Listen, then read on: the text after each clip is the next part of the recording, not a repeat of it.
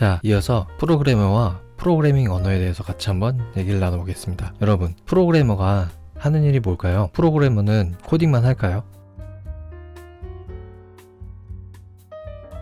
아닙니다. 프로그래머는 문제를 해결하는 사람이에요. 이때 문제를 해결할 때 단순히 코딩만을 해서 문제를 해결하진 않습니다. 물론 이 구현 능력도 중요한데요. 문제를 해결할 때 도메인 지식, 프로그래밍 능력, 구현 능력이죠. 그리고 커뮤니케이션이 필요해요. 구현 능력은 당연히 중요한데요. 그 이외에도 도메인 지식이 또 필요하고 그 다음에 다른 파트의 사람과 커뮤니케이션을 잘 하는 것도 필요해요. 도메인 지식은 자기가 어떤 회사에 입사하거나 아니면 프로젝트에 참여할 때 그 회사가 해결하려고 하는 문제와 관련된 그런 지식이에요. 그리고 프로젝트가 해결하려고 하는 문제와 관련된 지식입니다. 프로그래머는 그 관련된 도메인 지식을 빠르게 흡수할 수 있는 능력이 필요해요. 그래야지 그 지식을 바탕으로 설계도 하고 구현도 합니다. 그리고 이 커뮤니케이션은 요즘은 만들려고 하는 그 서비스나 프로그램 등이 작지가 않아요. 예전에 비해서 굉장히 커지고 복잡해지고 있습니다. 그 이유는 우리가 모두 인터넷에 연결되어 있고 또 다루는 미디어의 데이터가 텍스트가 아닌 비디오가 중심이고 또 실시간으로 저 먼 곳의 사람과 커뮤니케이션이 가능하기 때문이에요. 그렇기 때문에 점점점 더 만들려고 하는 서비스가 커지고 복잡해지고 있습니다. 그렇게 되면은 한 문제를 해결하기 위해서 많은 사람들이 참여하게 돼 있어요. 프로그래머뿐만 아니라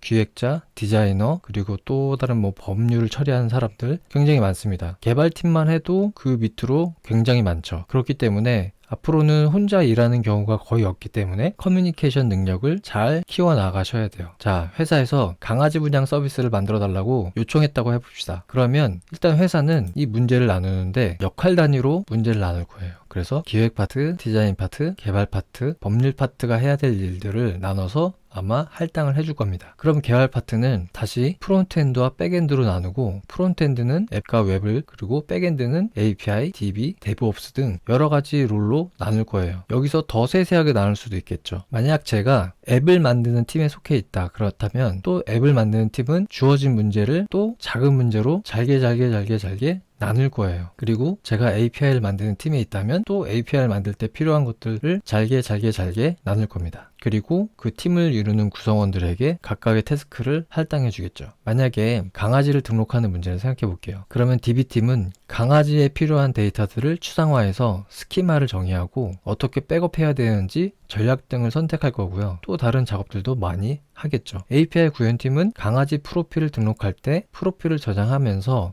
사진이 있을 경우 어떻게 저장하고 어떻게 업데이트하고 또 등록하지 않을 경우는 어떻게 처리해야 될지를 문제로 나눈 다음에 해결하려고 할 거예요. 그리고 앱을 만드는 팀들은 이 API를 요청해서 강아지 프로필을 가져올 때 프로필 내용이 응답으로 잘 오면 상관이 없지만 응답이 안 올 경우랑 또 필요한 내용이 없을 경우 이런 것들을 아마 처리해야 될 거고 프로필을 등록할 때도 필수 내용과 선택적으로 입력하는 내용들을 나눠서 사용자들에게 어떻게 이거를 알려줄까 피드백을 어떻게 줄까 이런 것들로 문제를 나눠서 아마 해결을 하게 될 거예요. 이렇듯 프로그래머는 아주 큰 문제가 주어지면은 그거를 작은 문제로 계속 나누어서 그 작은 문제부터 해결해 나가면서 점점 큰 문제를 해결해가는 과정에 익숙해져야 돼요. 그렇게 해서 프로그래머는 아주 작은 문제부터 큰 문제까지 잘 해결하는 사람으로 발전을 해야 됩니다. 다시 프로그래밍 언어로 돌아와 볼게요.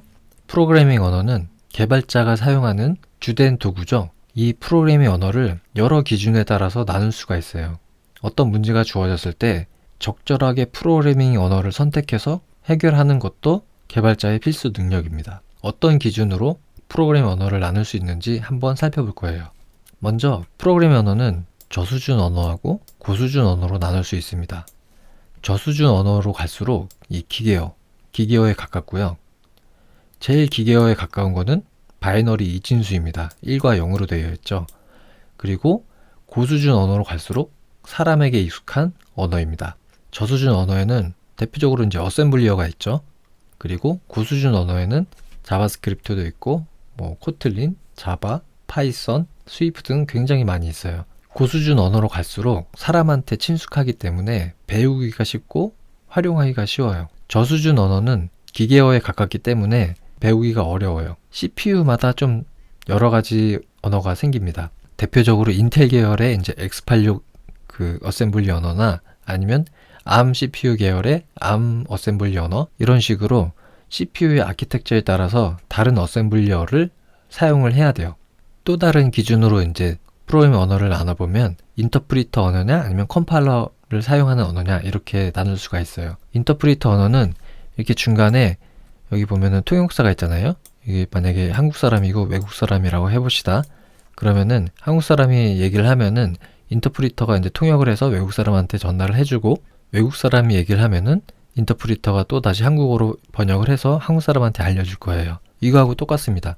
사람이 코드를 작성하면은 중간에 인터프리터가 기계어로 해석을 해서 그걸 CPU한테 전달을 하면은 CPU가 그걸 해결하는 방식이에요. 그리고 CPU는 그걸 처리하고 나서 결과물을 다시 인터프리터에게 돌려주면 화면에 출력하거나 변수에 저장하거나 이런 식으로 이제 사용하는 거죠. 그래서 인터프리터는요, 코드를 입력하면은 바로 인터프리터가 해석해서 실행하기 때문에 코드를 한 줄씩 실행을 해요. 입력한 한 줄씩. 인터프리터 언어의 대표적인 언어는 자바스크립트와 파이썬이 있습니다. 요즘 굉장히 많은 인기를 얻고 있죠. 자, 이제 컴파일 언어를 보면은 컴파일 언어는 한 줄 한 줄씩 실행하는 게 아니고요. 소스 코드를 모두 다 작성을 하면은 그걸 컴파일러가 한 번에 다 기계어로 컴파일을 해요. 그래서 그 결과로 실행 파일을 만듭니다. 실행 파일을 실행해서 어떤 값을 입력하고 실행 결과로 출력 값을 넣었죠. 컴파일 언어의 대표적인 예가 C, 자바, 러스트 등이 있어요. 그리고 프로그래밍 언어를 타입 시스템 기준으로 또 나눌 수가 있습니다. 프로그래밍 언어에서 타입 시스템은 굉장히 중요한데요. 이 타입이 변수의 타입을 의미하는 거예요. 제가 여기서 이렇게 10을 입력하면은 이 변수는 정수형이 되는 거고, 여기서 헬로를 입력하면은 이 변수는 문자열이 되는 거예요. 이런 식으로 변수에는 타입이 있습니다. 근데 이 변수의 타입이 언제 결정되느냐가 굉장히 중요한 문제예요. 파이썬이나 자바스크립트 같은 언어는 동적 타입 언어라고 해요. 그리고 여기 보시면 C 언어 같은 경우는 정적 타입 언어라고 합니다. 주로 컴파일러형 언어들이 정적 타입 언어이고요. 그리고 스크립트형 언어들이 주로 동적 타입 언어입니다. 동적 타입 언어는 변수가 한 가지 타입만을 갖지 않아요. 실행 시간에 할당되는 값에 따라서 자신의 변수의 타입이 변경됩니다. 그래서 변수의 타입이 실행 시간에 동적으로 변경될 수 있다고 해서 동적 타입 언어라고 해요. 정적 타입 언어는 실행 시간에 변수의 타입이 변경되진 않고요. 컴파일 시간에 변수의 타입이 결정됩니다. 그리고 이렇게 변수의 타입을 미리 선언을 해야 돼요. 컴파일러에게 알려줘야 됩니다. 여기서 보면은 이 변수를 정수형으로 선언했고 값을 10으로 입력했을 땐 괜찮아요. 하지만 다른 부분의 코드에서 똑같은 변수에 문자열을 입력하면은 타입이 맞지 않다고 오류를 이제 컴파일러가 알려줍니다. 동적 타입 언어가 어떻게 보면 편할 수도 있어요. 하지만 프로그램이 점점 더 커지면 저희가 작성하는 프로그램이 점점 더 커지게 되면은 소스 코드가 굉장히 많아질 거예요. 그때 A라는 사람은 이 변수를 정수형으로 생각하고 사용했는데 B라는 사람은 이 변수를 뜬금없이 문자열로 사용하는 경우가 생길 수가 있어요. 이렇게 불일치가 생기면 의도치 않은 버그가 생기고 그 버그를 잡고 해결하기가 굉장히 어려워집니다. 하지만 컴파일러 언어들이 주로 채용하고 있는 정적 타입 시스템은 컴파일할 때 이 타입 불일치를 미리 알려주기 때문에 쉽게 문제를 해결할 수 있고 발견할 수가 있어요. 그리고 이렇게 정적 타입 언어를 사용하면은 요즘 도구들이 모두 다 그 자동 완성 같은 것들을 제공하잖아요. 그래서 타입에 따른 메서드 같은 거를 아주 빠르게 자동 완성으로 제공해 줄 수가 있어요. 그래서 정적 타입 언어가 제공하는 이점이 굉장히 많이 있습니다. 자, 타입스크립트는 뭔가요? 여기 이렇게 타입스크립트가 있잖아요. 타입스크립트는 동적 타입 언어인 자바스크립트에 정적 타입 기능을 제공하는 겁니다. 자바스크립트로 해결하던 문제가 예전에는 단순히 HTML 문서에 동적인 기능을 약간 제공해 주는 것 뿐이었어요. 하지만 지금은 어떤가요? 자바스크립트는 HTML 문서뿐만이 아니라 엄청 큰 웹 서비스, 백엔드, 그리고 모바일 앱, 데스크탑 앱 등 거의 모든 곳에서 활용이 되고 있죠. 그만큼 이 자바스크립트로 해결할 수 있는 문제의 크기가 점점점 커지고 또 영역도 점점 넓어지고 있는 거예요. 그러면 이런 상황이 되면은 한 사람이 개발을 하는 게 아니고 여러 사람이 같이 개발을 하는 경우가 많아질 거예요. 그렇기 때문에 이 정적 타입 기능이 없으면 개발하고 관리하기가 어려워지는 거예요. 자, 타입스크립트로 이렇게 코드를 작성한 다음에 타입스크립트 컴파일러로 컴파일을 하죠. 이 타입스크립트 파일들을요. 그러면 그 결과로 머신 코드가 나오는 게 아니고 자바스크립트 코드가 나와요. 그리고 이 컴파일 과정에서 만약에 타입스크립트 언어 안에서 타입 불일치가 발생을 하면은 그거를 컴파일러가 오류로 알려주는 거죠. 그렇기 때문에 서비스를 배포하기 전에 컴파일을 이렇게 딱 한번 돌려보면은 타입 불일치나 여러 가지 오류를 사전에 방지할 수 있으니까 개발이랑 유지 보수에 굉장히 많은 도움을 주는 거예요.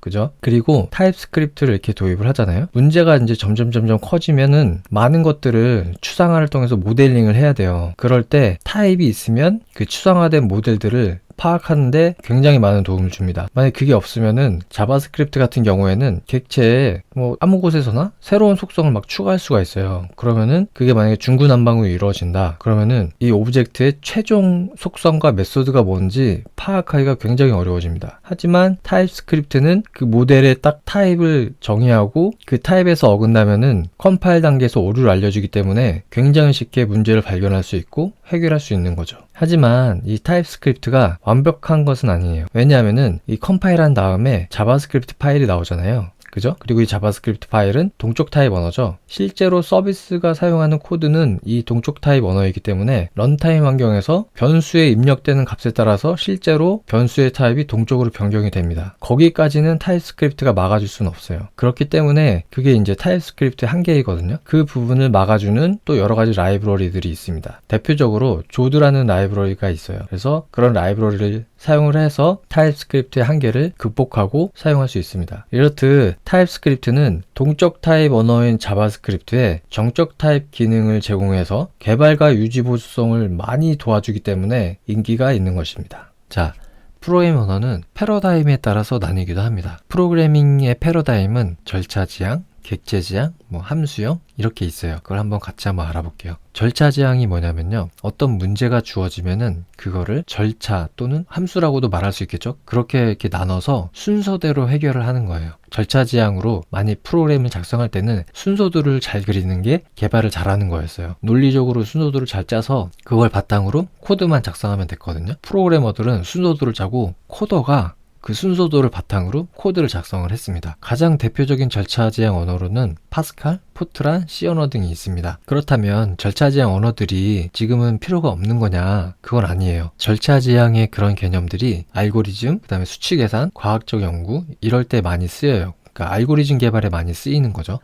이제 객체 지향을 한번 알아볼게요. 객체 지향은 핵심이 객체예요. 모든 거를 객체로 표현을 합니다. 그리고 그 객체는 데이터하고 메소드를 담고 있는데요. 이거를 캡슐화라고 합니다. 어떤 토끼가 있을 때 토끼와 관련된 데이터하고 토끼가 하는 행동들을 메소드로 표현을 해서 토끼라는 객체를 표현을 하는 거예요. 객체 지향이 오면은 중요해지는 게 어떤 절차 지향에서의 그런 순서가 아니라 객체 간의 관계가 굉장히 중요해집니다. 그래서 UML이라는 다이어그램이 굉장히 많이 얘기가 돼요. 객체 간의 관계를 막 그려요. 그 관계를 바탕으로 복잡한 소프트웨어를 개발을 합니다. 아니면 프레임워크 같은 것들을 개발을 하죠. 이 객체 지향의 대표적인 언어로는 자바도 있고 C++도 있고 파이썬도 있고 코틀린도 있고 스위프트도 있고 아주 많습니다. 그런데 객체 지향의 가장 큰 특징이 상속을 지원한다는 거예요. 상속을 통해서 코드 재사용성을 굉장히 많이 높일 수가 있거든요. 하지만 이 상속이 양날의 검입니다. 상속을 통해서 어떤 걸 설계한다는 게 굉장히 어려워요. 이 관계와 상속을 사용해서 어떤 소프트웨어를 잘 설계하고 만드는데 굉장히 많은 경험이 필요합니다. 그래서 초보자가 객체 지향으로 어떤 큰 시스템을 잘 설계한다는 게 굉장히 어렵습니다. 그리고 우리가 생각을 해보면 이 객체 지향이라는 언어가 우리 실생활의 그런 모습을 추상화시켜서 만든 거거든요. 그런데 보면은 객체 지향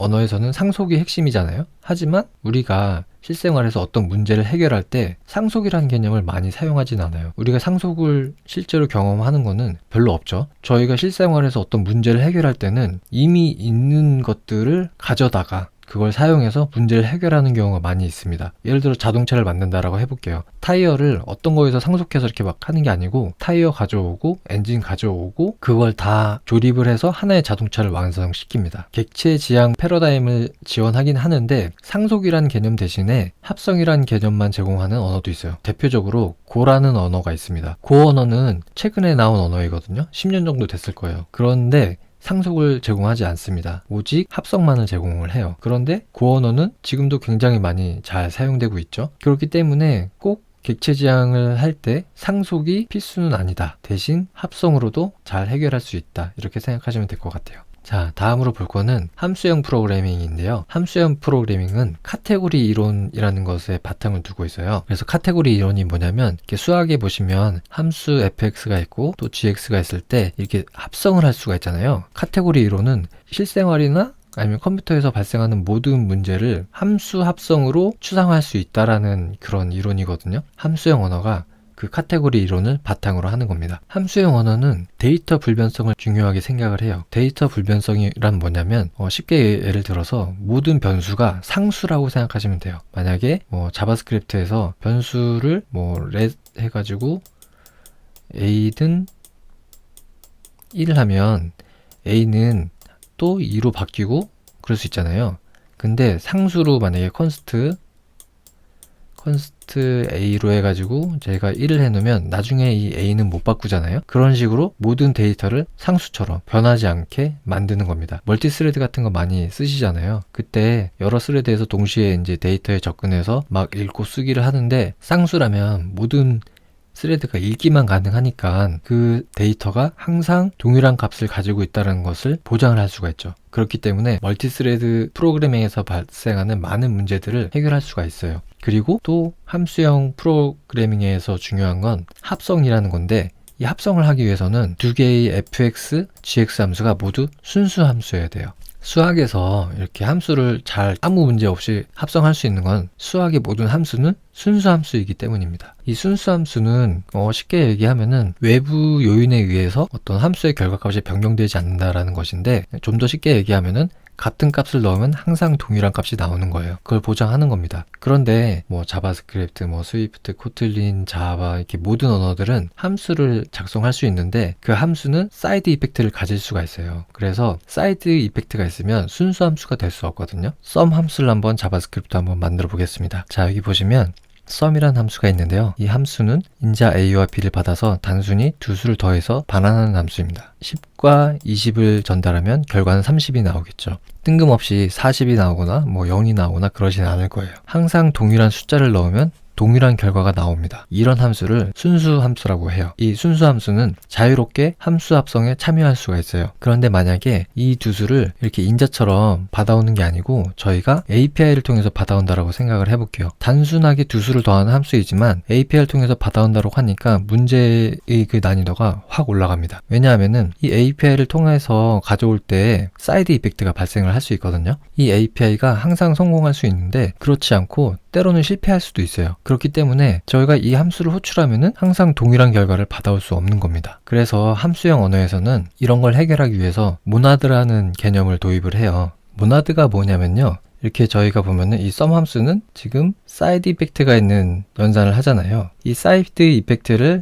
약간 관리하는 기술입니다. 그래서 제가 만약에 리절트라는 모나드를 만들잖아요. 그러면 사이드 이펙트가 있는 연산을 실행하고 성공하면은 이제 값을 반환하고 실패하면은 오류를 반환해요. 이 리절트 모나드를 만약에 사용하지 않고 항상 넘버만 저희가 이렇게 반환한다고 치면은 이때는 정상적이지만 오류가 발생했을 때 에러를 반환하면은 그 함수는 다른 값을 반환하는 거잖아요. 그래서 순수 함수가 될 수가 없는 거죠. 그러면 함수형 프로그램에서 중요하게 생각하는 함수 합성을 할 수 없게 되는 겁니다. 여기서 모나드가 등장을 해서 한번 정상적인 값하고 사이드 이펙트에서 발생하는 오류를 약간 감쌀 수 있는 모나드라는 개념을 제시를 해요. 그래서 이 함수는 항상 같은 타입을 반환하는 겁니다. 그죠? 만약에 여기서 성공해서 반환을 해도 리절트이고 실패를 해서 반환을 해도 리절트입니다. 그리고 이 모나드들은 함수 합성을 계속 이어나갈 수 있는 메서드들을 제공을 해요. 그래서 연속해서 함수 합성을 해가지고 계속 함수 호출 체인을 만들 수 있는 거죠. 사실 저희가 사용했던 어싱크 어웨이트는 프로미스를 사용하는 건데요. 어싱크 어웨이트는 이 프로미스의 약간 설탕 문법이라고 보셔도 됩니다. 근데 이 프로미스가 모나드냐 모나드가 아니냐 약간 논쟁이 많이 있긴 한데 약간 모나드랑 비슷한 거예요. 이렇게 보시면 보시면 프라미스도 정상적인 값은 넘버인데 사이드 이펙트가 있는 연산이 성공하면은 리졸브를 하고 실패를 하면 리젝트를 하면서 에러를 반환을 해요. 그래서 비동기 연산을 할 때 프라미스를 반환하면은 이 비동기 연산이 성공을 하든 실패를 하든 항상 동일한 프라미스라는 타입이 반환이 되잖아요. 그래서 sum 함수를 호출한 다음에 then 또 다른 프라미스가 있으면은 then 안에서 다시 걔를 리턴하고 또 then catch finally 이런 형식으로 많이 사용을 하셨을 거예요. 만약에 프라미스를 반환하는 함수가 뭐 a부터 z까지 있다고 했을 때 그죠? sum 함수를 호출하고 then에서 a를 반환하고 또 그 다음 then에서 b를 반환하고 이런 식으로 해서 z까지 쭉 호출할 수가 있겠죠. 그죠? 이런 모나드 기법은 요즘 여러 언어의 라이브러리에 많이 선택되고 있어요. 그래서 함수형 프로그래밍의 그 함수 합성과 그리고 모나드의 개념을 잘 이해해 두시면 매우 좋습니다. 프로그래밍 언어는 특정 도메인에 특화된 언어들이 있어요. 대표적으로 SQL이 있습니다. 데이터베이스에서 데이터를 가져오고 업데이트하고 이럴 때 꼭 사용하는 언어이고 표준 언어이기 때문에 잘 사용할 수 있도록 노력을 많이 해야 돼요. SQL과 같이 데이터의 질의하기 위한 특화된 언어를 DSL이라고 합니다. 자, 지금까지 프로그래머의 역할하고 다양한 기준으로 프로그래밍 언어를 분류해보고 같이 알아봤는데요. 때에 따라서 적절한 프로그래밍 언어를 선택해서 문제를 잘 해결할 수 있는 능력을 꾸준히 발전시키면 좋을 것 같습니다.